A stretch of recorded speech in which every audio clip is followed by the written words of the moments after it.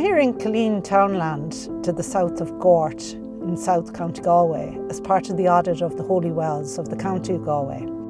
The audit has been carried out over a number of years, and in this year, 2021, we are researching the wells in the municipal districts of Loughrea and Nasul. I'm just going over now here to meet Martina Nyland Blackwell and Tony Divney to talk about Tober Nasul Holy Well. How are you, Tony? Good morning. How are you? Not too bad at all. Good. Tony, you're one of the founding chair people of the Beagh Rural Development Committee who were involved in the Holy Wells research in your parish a number of years ago. Well, we started in '89 and we're still at it for our sins. And there's some of the founding members are still, and they're nearly the ones that are there all the time. There's Martina Nealon who's here today, and Michael Slattery and Paddy Joe Rosengrave. They're the four founding members, and we get a bit of help along the way from a few others. But in '89 anyway, we started and with a view to promote the parish and to maybe for employment and to restore the sites we had. We knew these sites were here, but they were very overgrown and they weren't accessible. They were actually dangerous, some of them, to approach them.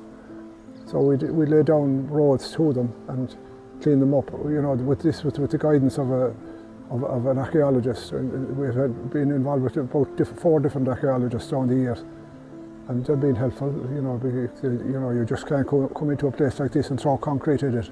You try and stay with it to the local stone and stuff like that. Yeah. So you did great work, Tony. Then you were restoring the wells, but you were also writing a history as well. You were looking at like why they were here and what sort of cures were involved and everything. Well, that was one of the first things we said. We do a history of the parish.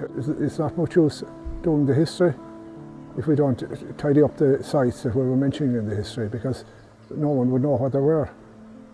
So we decided then to go and clean up the wells and do the approach roads to them and put up stiles and generally, you know, make them more presentable.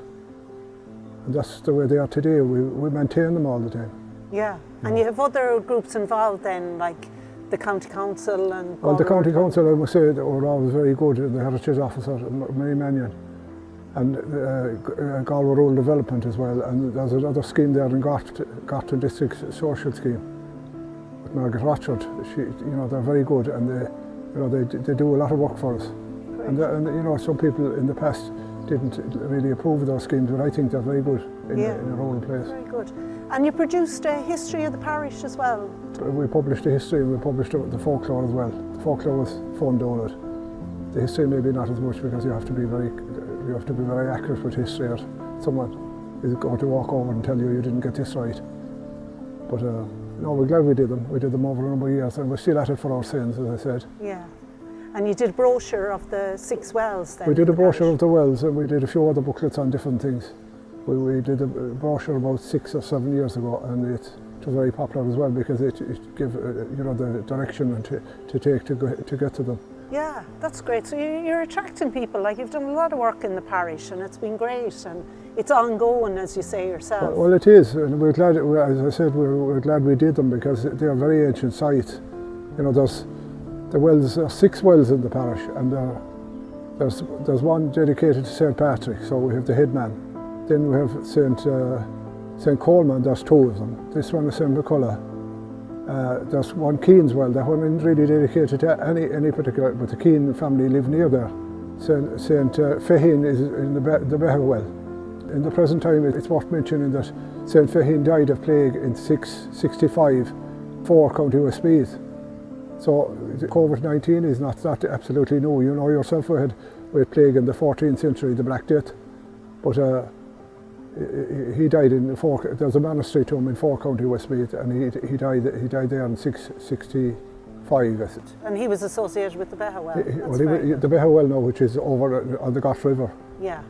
In Beagh townland. Lovely. So that's great, Tony. Thanks a million for all that information. And I'm just going to go off now and I'm going to talk to Martina about the well here. You're welcome. We'll see you later. Great. See you later, Tony.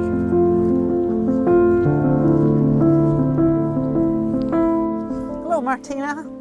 Lovely to see you here today in Killeen townland. You're welcome. Good to see you too, Thank Zina. you very much.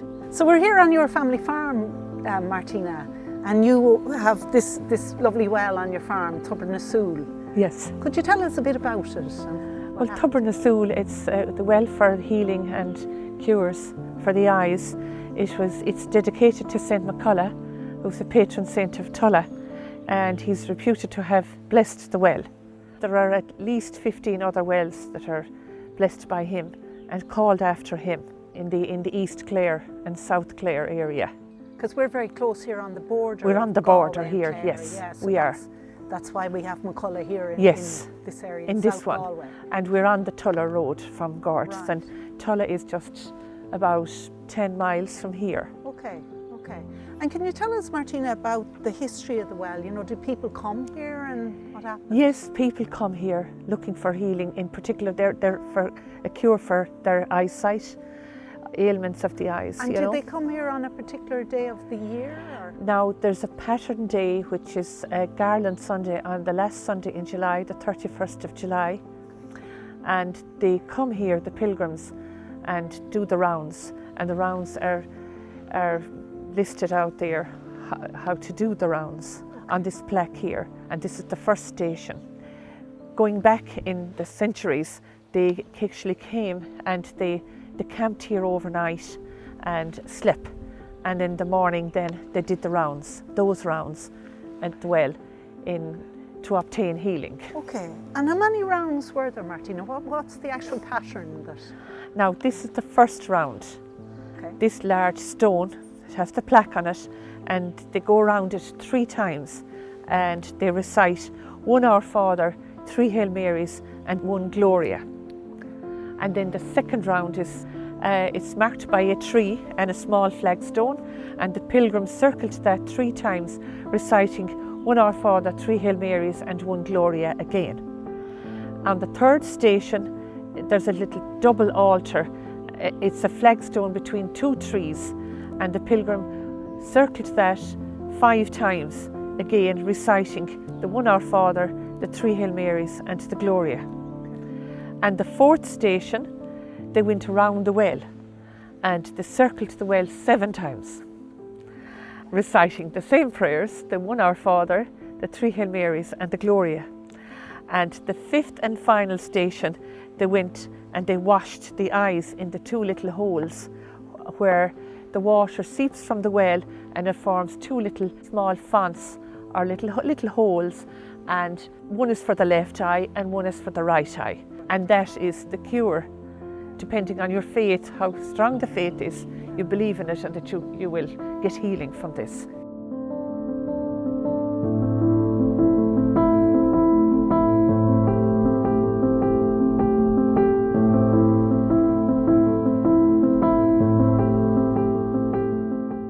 Staying in the parish of Beagh, I'm now in Tober and going down to Tober Downing to meet Paddy Joe Rosengrave, who's going to give us a bit of history about this holy well. How are you, Paddy Joe? How are you? Good to see you again here in Tober. Thank you very much, and you're very welcome. We're here at the holy well of Tober Downing. Correct. The well of the King of Sundays. Correct. So this well, Paddy Joe, has a very long history.